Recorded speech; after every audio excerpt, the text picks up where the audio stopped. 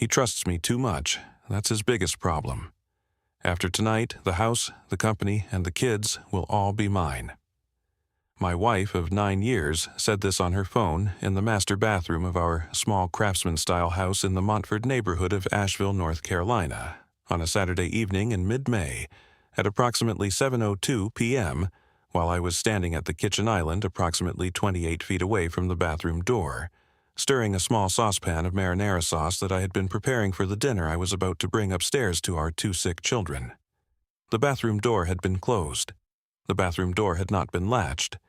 I had heard her, by my own subsequent assessment of the acoustics of our small craftsman-style house in the Montford neighborhood of Asheville, North Carolina, because she had not closed the door fully, and because the only other sounds in the house at 7:02 p.m. that Saturday evening had been the small soft humming sound the kitchen ventilation hood made when I had it set to the lowest setting, and the small intermittent coughing of our 4-year-old daughter, Lark, in her small bedroom at the top of the stairs. My wife had laughed when she had said it. She had laughed the small, bright, dismissive laugh that I had been hearing, by my count, in the previous 14 months. A laugh that, on the small ordinary occasions I had heard it before, I had attributed to private jokes between her and her brother Reed, or between her and her old college friends from her paralegal program at Western Carolina, or between her and the women in her Saturday morning yoga class at the small studio on Charlotte Street. I had been wrong, by my own assessment as I stood at the kitchen island, about the small, bright, dismissive laugh. I had been wrong about it for the previous 14 months. I had also been wrong. I understood in the 11 seconds between the moment my wife had finished her sentence and the moment I had reached into the back pocket of my jeans for my phone, about the man my wife had been talking to on the bathroom phone. I will tell you about him in a moment. I will tell you, first, what I did with the phone. I had pulled the phone out of my back pocket. I had unlocked it with my thumb. I had opened the voice memos application. I had pressed the red record button. I had set the phone down, screen side up, on the small wooden cutting board on the kitchen island, approximately 12 feet, by my measurement of the small craftsman-style house, from the bathroom door my wife had not closed fully. I had returned to stirring the marinara sauce. I had recorded her conversation for the next 4 minutes and 17 seconds. I will tell you what she said. I want to tell you, first, who I am.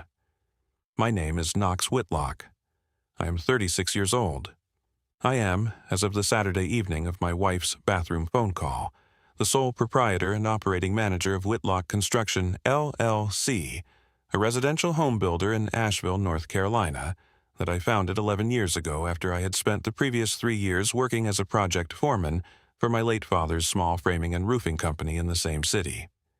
Whitlock Construction has 22 full-time employees. We build, on average, 14 single-family homes per year across Buncombe County and the surrounding mountain communities of western North Carolina. The company had, by the unanimous assessment of the small accounting firm that prepared our financial statements 2 months ago, an enterprise value of approximately $8 million. My personal net worth, the company equity, the 4-bedroom craftsman bungalow on Cumberland Avenue I had inherited from my father, the modest retirement account I had been contributing to for the previous 15 years, and the small stake I had in a commercial property in Black Mountain, totaled approximately $2,400,000.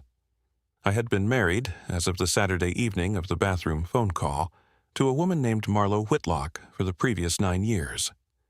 I had met Marlo at the small wedding of one of my college roommates 11 years ago at the Grove Park Inn on the eastern edge of Asheville. She had been the maid of honor. I had been one of the groomsmen. We had been engaged 7 months later. We had been married 4 months after that. We had 2 children.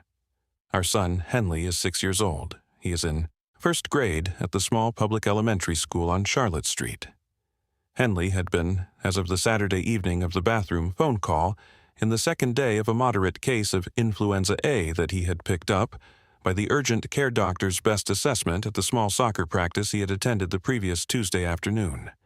His fever had been 101.3 degrees Fahrenheit when I had taken it at 6:14 p.m. that evening.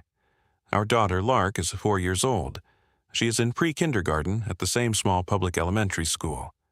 Lark had been, as of the Saturday evening, in the third day of a confirmed case of streptococcal pharyngitis, strep throat, for which she had been prescribed a 10-day course of amoxicillin by her pediatrician on Wednesday morning.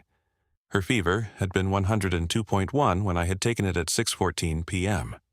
The children had been on the evening of the bathroom phone call in their small upstairs bedrooms across the hall from each other, watching a small old DVD of a children's movie I had bought them at a garage sale on Merriman Avenue approximately 3 weeks earlier.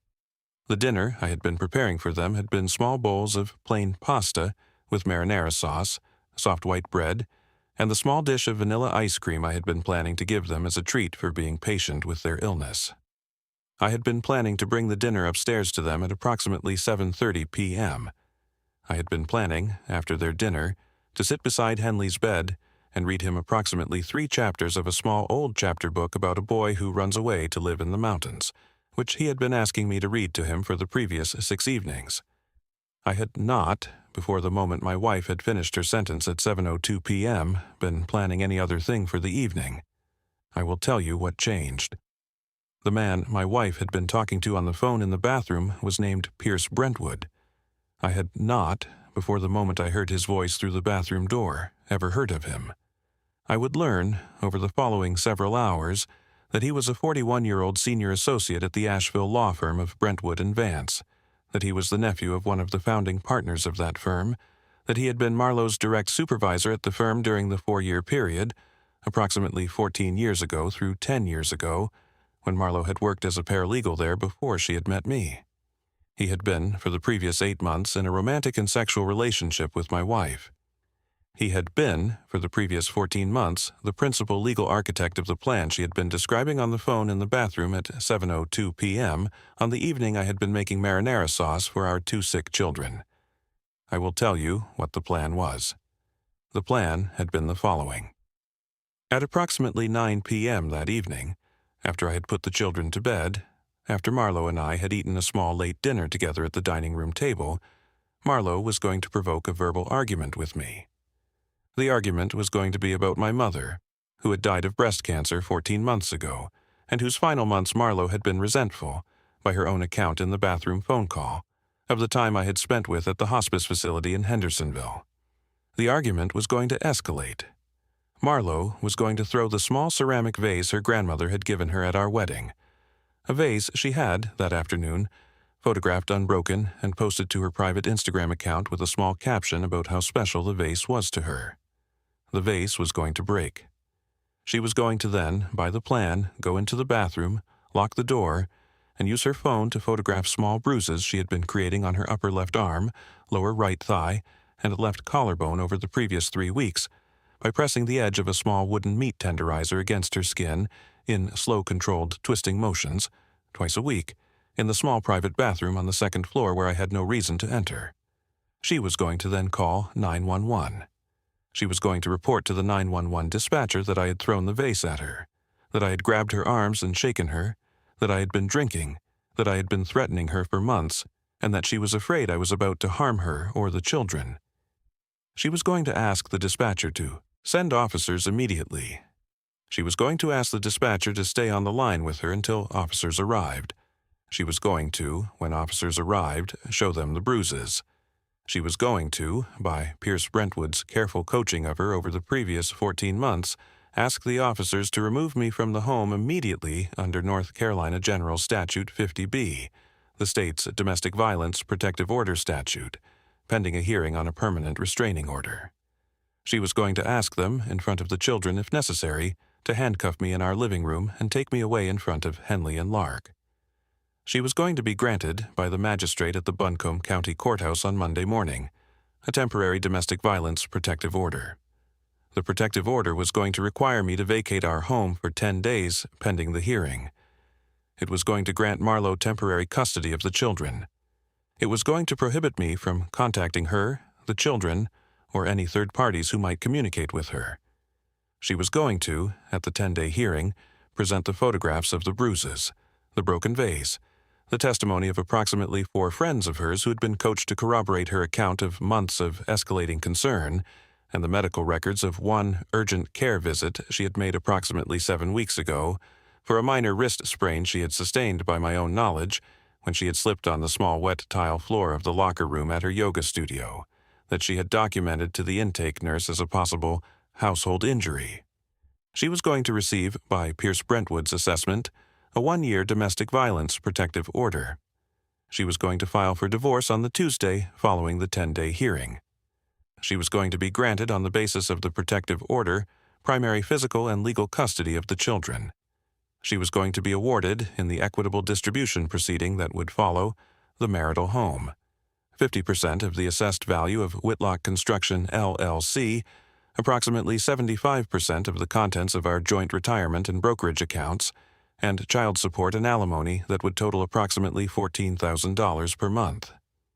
She was going to, by Pierce Brentwood's professional assessment, walk away from the marriage with approximately $3,100,000 in net assets, full custody of our 2 children, and the complete operational control of any future revenue stream of Whitlock Construction through the equity stake she would hold.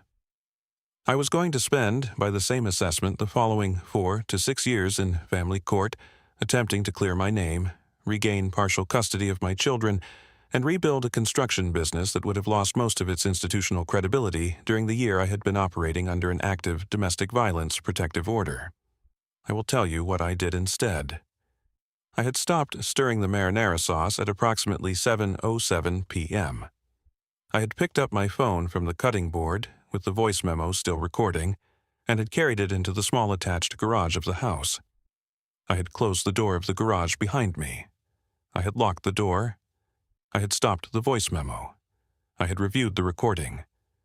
The recording had captured, by my own subsequent measurement, approximately 3 minutes and 48 seconds of Marlowe's side of the conversation, including every element of the plan I have described above, including the specific reference to North Carolina General Statute 50B, including the specific reference to the small wooden meat tenderizer, including the specific reference to her plan to break the vase, including the specific dollar amounts she expected to receive in the equitable distribution proceeding, including the specific reference to Pierce Brentwood by name, and including the specific phrase she had used to describe me to him.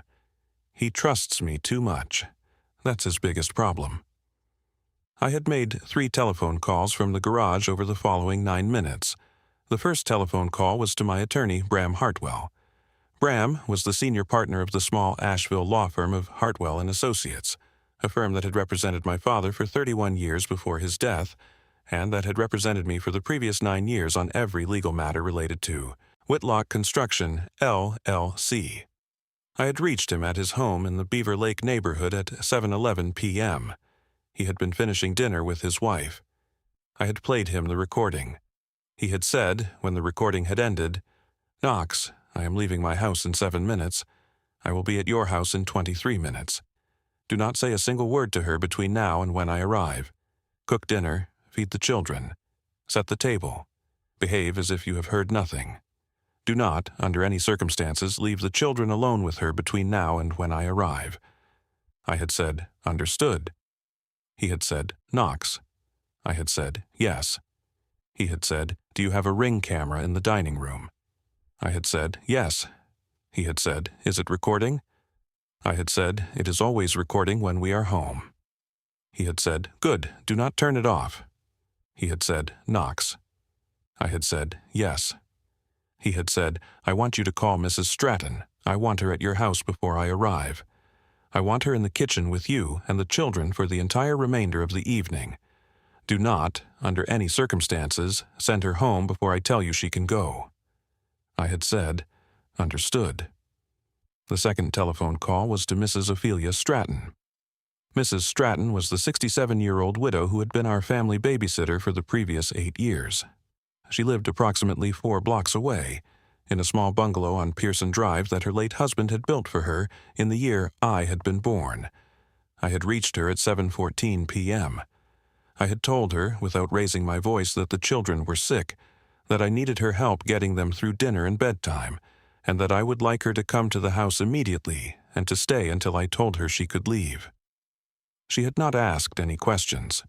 She had said, "I will be there in 10 minutes." She had arrived at 7:23 p.m. with a small canvas bag containing a small thermos of homemade chicken soup she had made earlier in the day, 2 small cotton handkerchiefs, and a small bottle of children's pain reliever. The third telephone call was to Marlowe's older brother, Reed Calderbank. I will tell you about Reed. Reed Calderbank is 38 years old. He is a partner at the Charlotte office of the family law firm of Calderbank, Petrus, and Wynn. He had, for the previous 14 years, been a practicing family law attorney specializing in custody disputes, domestic violence, protective orders, and equitable distribution proceedings in North Carolina Superior Courts. He had been the best man at our wedding 9 years ago. He had been the godfather of our son Henley. He had been, by his own quiet account to me, over a small dinner he and I had shared at a small barbecue restaurant on Tunnel Road approximately 7 weeks before the night of the bathroom phone call, increasingly concerned about his younger sister's behavior over the previous several months. I had reached him at his house in the Eastover neighborhood of Charlotte at 7:18 p.m. He had been bathing his own 2 children. I had asked him to put me on speakerphone in his bathroom. I had played him the recording. He had not, during the 4 minutes and 17 seconds of the recording, spoken a single word. When the recording had ended, he had said, "Knox?" I had said, "Reed." He had said, "I am driving to Asheville now. I will be at your house in 2 hours and 10 minutes. Bram is your attorney. He will handle the protective order strategy. I am coming as a witness. I am coming as Henley's godfather. I am coming, in particular, because the woman on this recording is going to be arrested tonight, and I do not want her to be arrested by officers who have not been briefed by an attorney who has known her for 34 years. I had said, "Reed." He had said, "Knox." I had said, "Are you sure?" He had said, "She is my sister. She has been my sister for 34 years. The woman on the recording is not the sister I have known. I do not know who she is.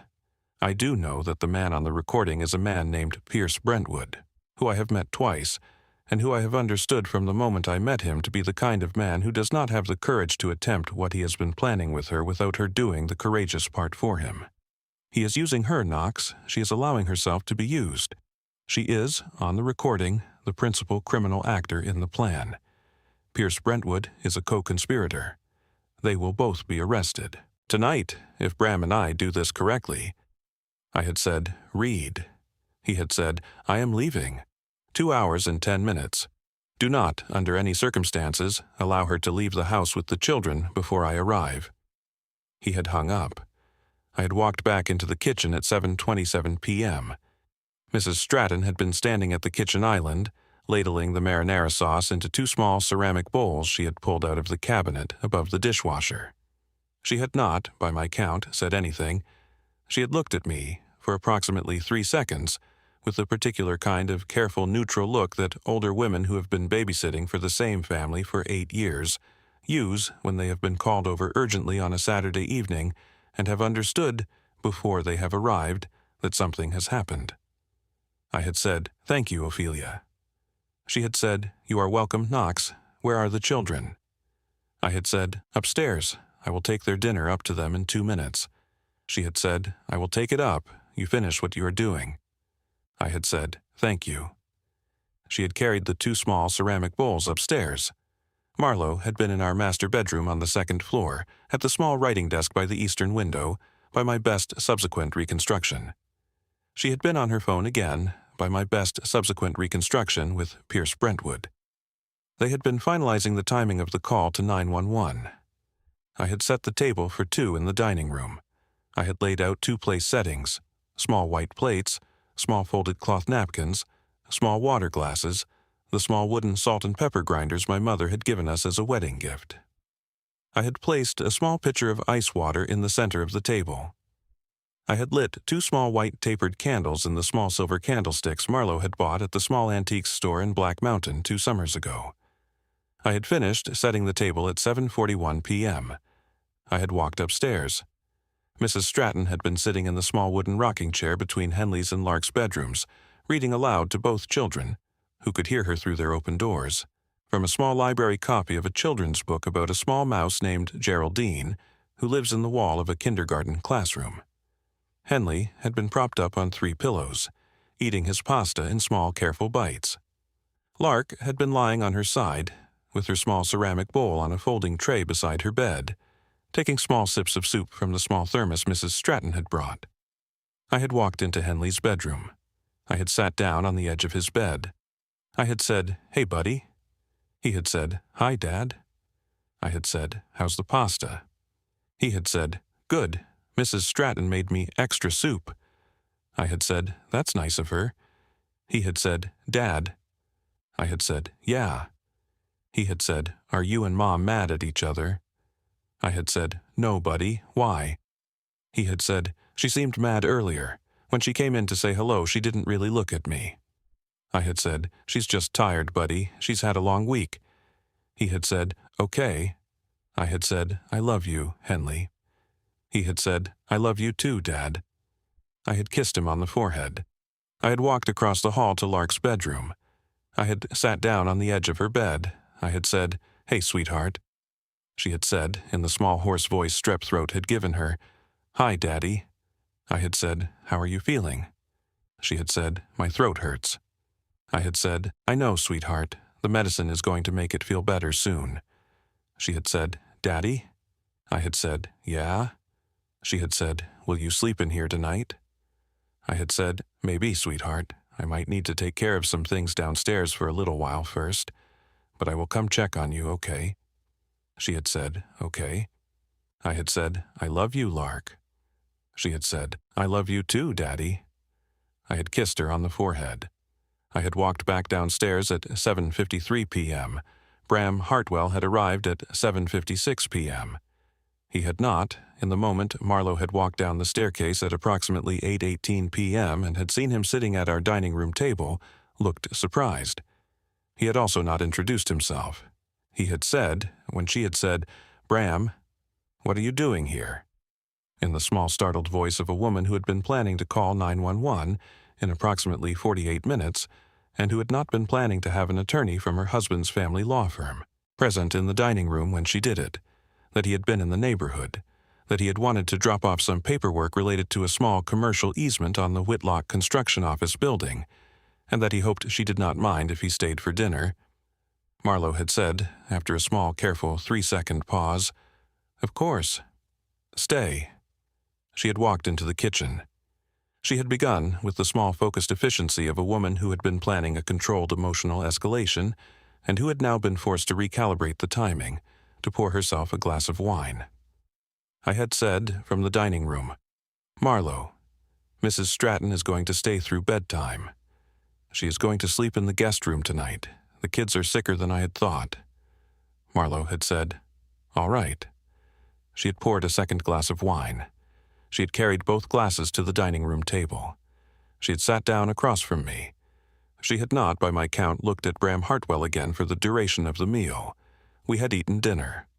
I had not, during the entire 43 minutes of the meal, raised my voice, raised my hand, made any sudden physical movements, consumed any alcohol, or said anything to Marlowe that could not have been heard, observed, and verified by both Bram Hartwell, who had been seated at the head of the table approximately 4 feet away from each of us, and the small ring camera mounted on the bookshelf above the dining room sideboard that had been recording continuous high-definition video and audio of the meal from the moment Mrs. Stratton had carried the children's bowls upstairs.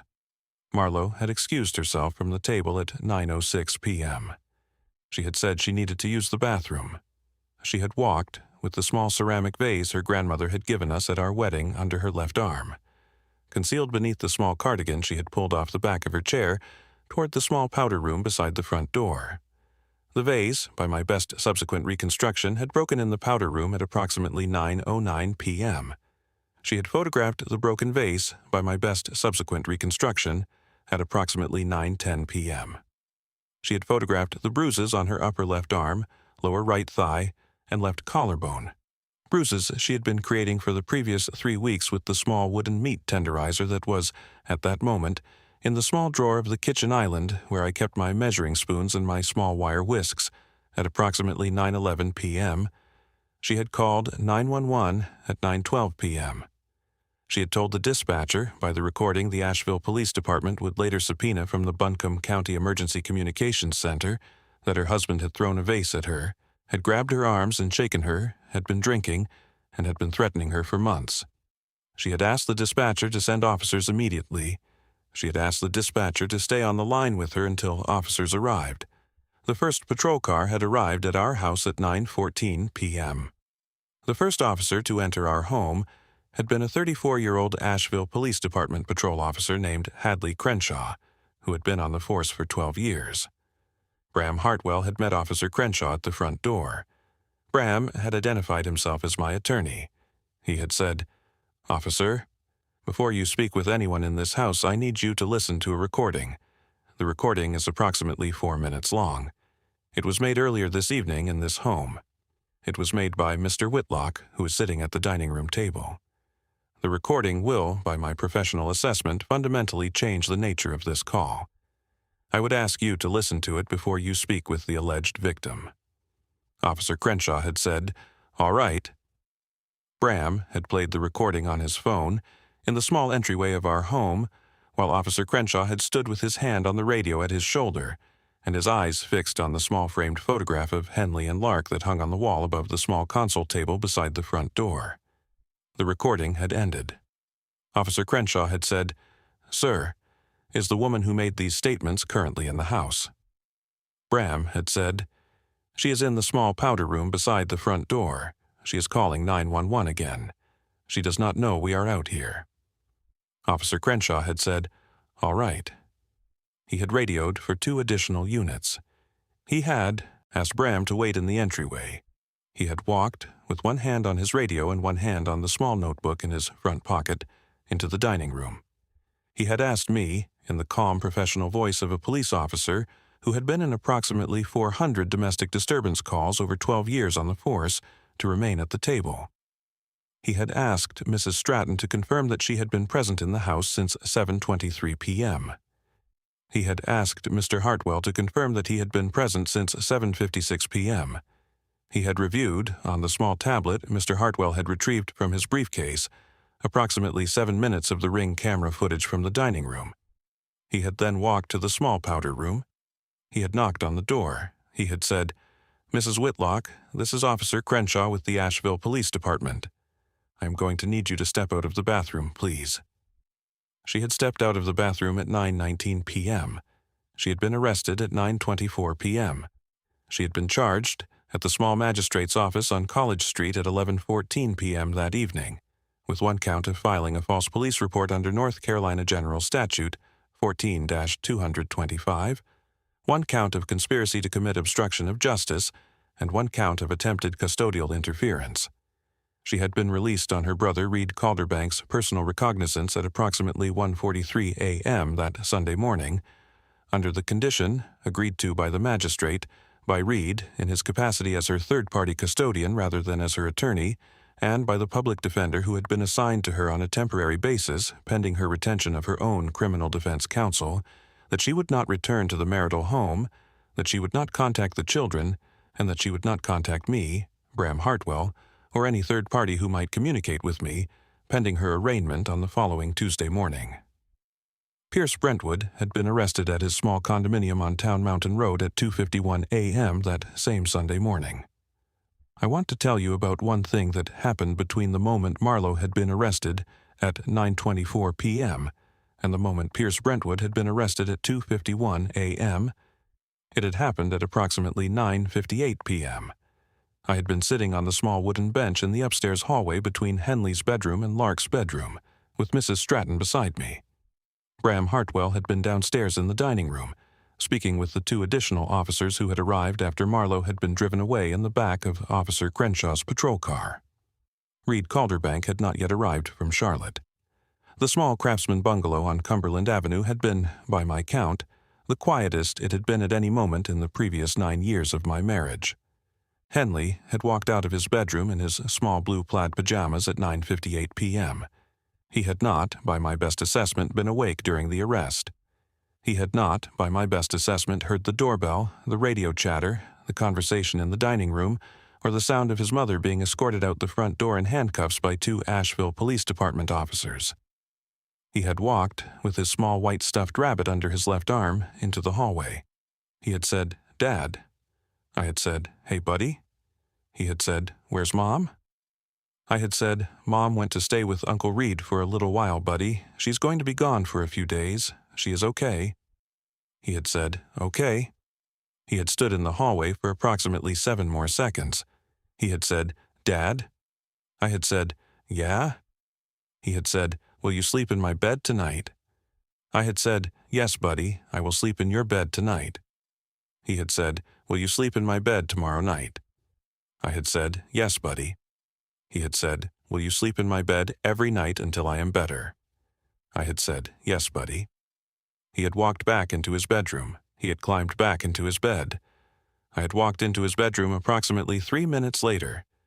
I had lain down on the small twin bed beside him, on top of the small blue comforter his grandmother had made for him before she had died. He had fallen asleep within approximately 4 minutes. I had not, for the remainder of that night, fallen asleep. I had lain on my side beside my 6-year-old son, with my left hand on the small soft place between his small shoulder blades until the small clock on his nightstand had said 4:47 a.m., at which point Reed Calderbank had quietly opened the bedroom door, had looked at me, and had nodded one time. I had walked downstairs. Reed had been sitting at the dining room table, where Marlowe had sat 7 hours earlier. He had said, Knox. I had said, Reed. He had said, Pierce is in custody. They picked him up an hour and 54 minutes ago. He gave a full statement. He named her. He named the timeline. He named the meat tenderizer.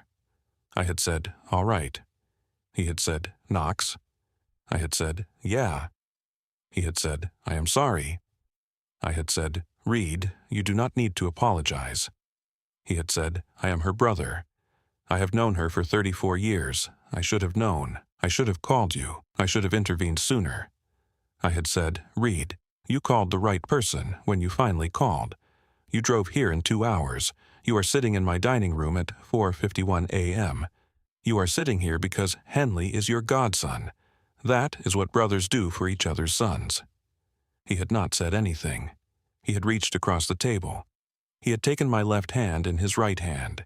He had held it for approximately 11 seconds. He had let go. He had said, Knox, go to sleep. I will be here when the children wake up. I am not leaving. I had walked back upstairs. I had lain down beside Henley again. I had fallen asleep at approximately 5:14 a.m. I had slept for the next 4 hours and 11 minutes. I had not, in the previous 14 months of my marriage, slept that long in a single stretch. I will tell you what happened over the following 6 months. Pierce Brentwood was disbarred by the North Carolina State Bar approximately 8 weeks after his arrest. He pled guilty, approximately 14 weeks after his arrest, to 1 count of conspiracy to commit obstruction of justice and 1 count of conspiracy to file a false police report. He received 18 months of supervised probation, 240 hours of community service, and a permanent prohibition against any future application for readmission to the North Carolina Bar. Marlo Whitlock pled guilty, approximately 16 weeks after her arrest, to the same 2 charges. She received 18 months of supervised probation, 200 hours of community service, an $11,000 fine, and a 4-year stay-away order from the marital home and from Whitlock Construction, LLC.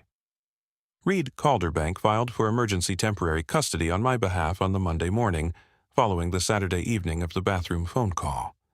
The Buncombe County District Court awarded me temporary sole, physical, and legal custody of Henley and Lark by the end of business that same day. The permanent custody hearing, which Marlowe did not contest, was held approximately 6 months later. I was awarded permanent sole physical and legal custody of both children. Marlowe was granted supervised visitation rights, 4 hours every other Saturday, at the small supervised family visitation center on Hendersonville Road, operated by the Buncombe County Department of Social Services. She has, in the previous 5 months, attended 6 of those visits. She has missed 2 of them. I am sitting on the small wooden back porch of my small craftsman bungalow on Cumberland Avenue in the Montford neighborhood of Asheville on a Sunday evening in late October.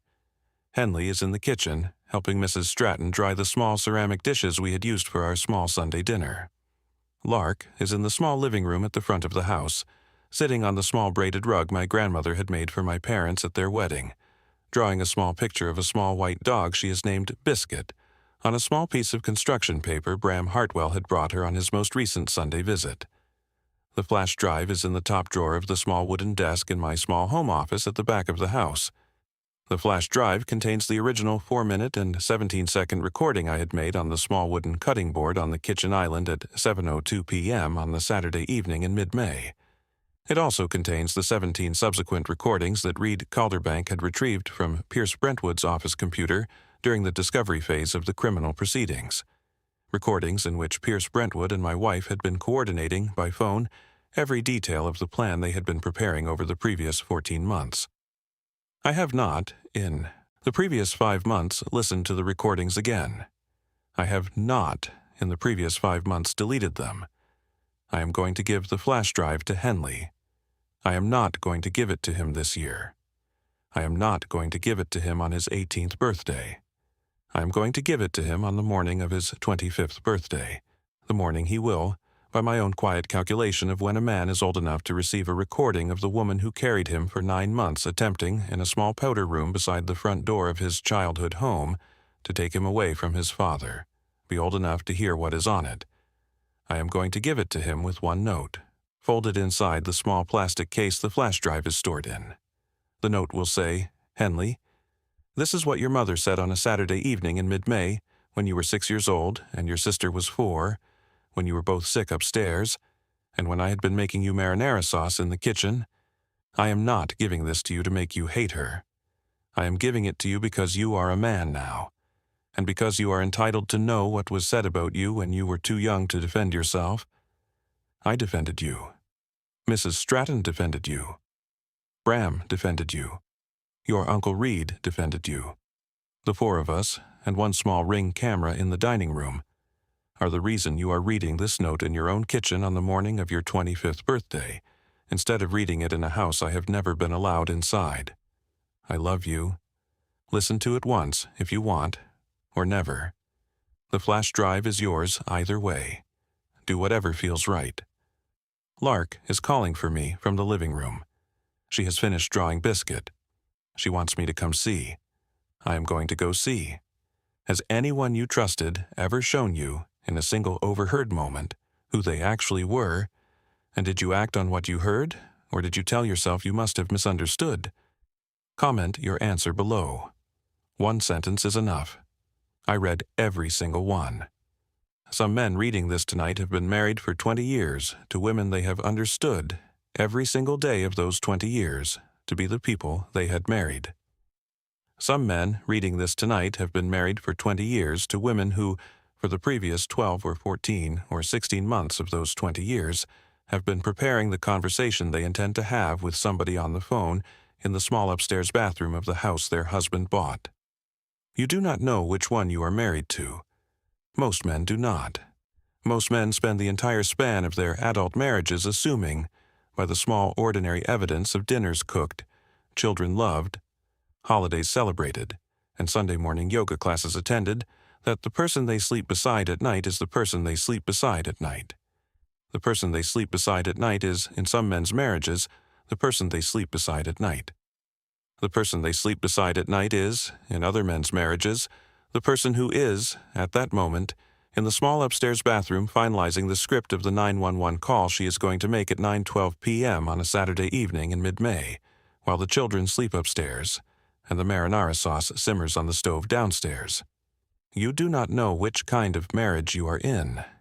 Most men, when they find out at 9:14 p.m., when the officers arrive at the front door, and the recording has not been made, and the babysitter has not been called, and the attorney has not been called, and the brother of the woman in the bathroom has not been called, and the man standing in the kitchen has been operating for the previous 14 months on the small ordinary assumption that the marriage is the marriage he had been told it was.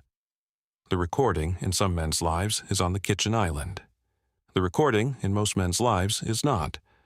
Tell me, in the comments tonight, whether you have ever overheard something that changed what you thought you knew about someone you had trusted. Tell me whether you acted on it. Tell me what happened next. I will read every single answer.